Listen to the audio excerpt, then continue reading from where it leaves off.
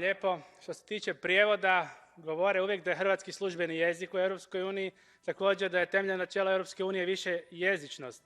To je u praksi mrtvo slovo na papiru. Već sam pobrojao na 10 primjera, obraćajući se javnosti, da to ne funkcionira i gdje ne funkcionira.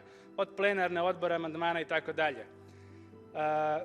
Nažalost, sve je organizirano na način da se diskriminira hrvatski jezik i drugi jezici koji se, iako su na papiru službeni, tretiraju kao manjinski, čak i u službenim dopisima. Zadnji incident dogodio se prije nekoliko dana kada smo imali glasovanje o Europskoj strategiji za tekstil. Naime, kompromisni amandmani, 40-ak njih, što je 67 stranica teksta, nisu bili dostupni na hrvatskom jeziku. Odgovor tajništva je bio, pa da, pa nikad nema kompromisnih amandmana na hrvatskom jeziku. To je tragično. Hrvatska je 1967. godine imala deklaraciju o položaju hrvatskog jezika u tadašnjoj Jugoslaviji. Zar moramo i ovdje sada u Europskoj uniji napraviti novu deklaraciju o položaju hrvatskog jezika u europskim institucijama? Do kada ta bahatost?